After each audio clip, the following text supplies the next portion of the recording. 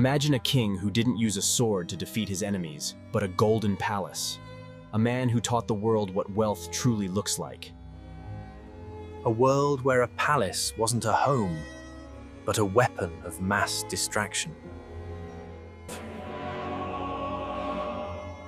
This was the reign of Louis XIV, the Sun King.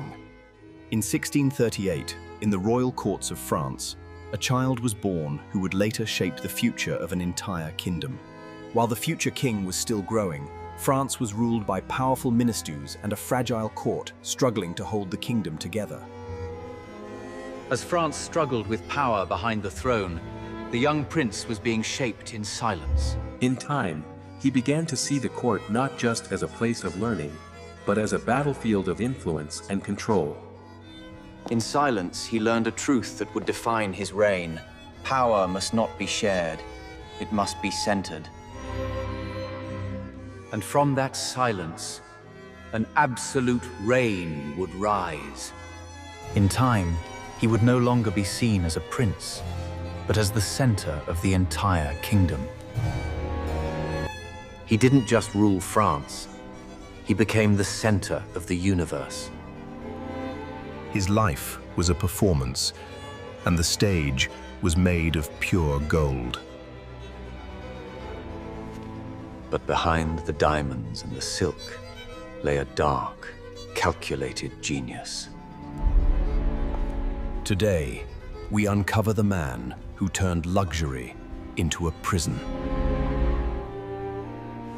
This is the story of the man who defined the echoes of the past. Louis inherited a kingdom torn apart by civil war and rebellion. To survive, he decided to move the capital away from the chaos of Paris. He chose a swampy marshland known as Versailles to build his dream. It was the greatest construction project the world had ever seen. 700 rooms, 6,000 windows, and miles of gardens. Every inch was covered in gold to reflect the glory of the king. He tamed the wild landscape into a symbol of absolute order. The fountains were a marvel, defying the laws of physics at the time.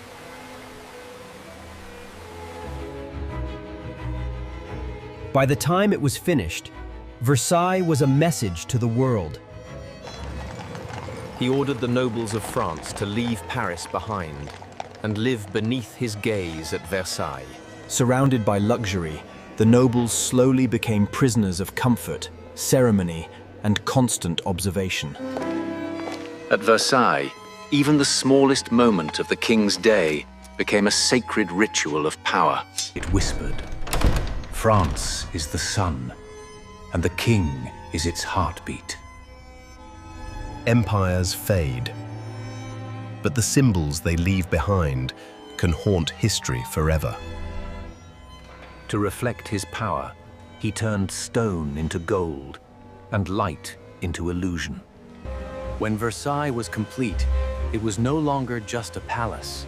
It became the heart of power in Europe. And centuries later, the echo still remains.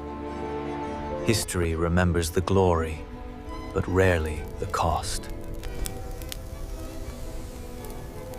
The palace still stands, but the empire that built it is long gone.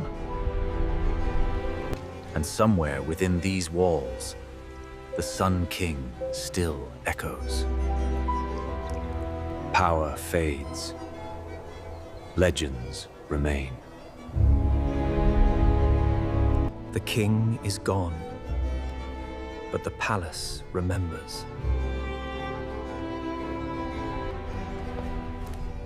In the end, even the throne was left in silence. Some empires vanish with time, but their shadows remain forever. The Sun King built a palace for eternity, but not even eternity could preserve his empire. Centuries have passed, yet Versailles still carries the echo of absolute power. Versailles was never just a palace. It was a statement written in gold. And though kings fade, their echoes never truly die.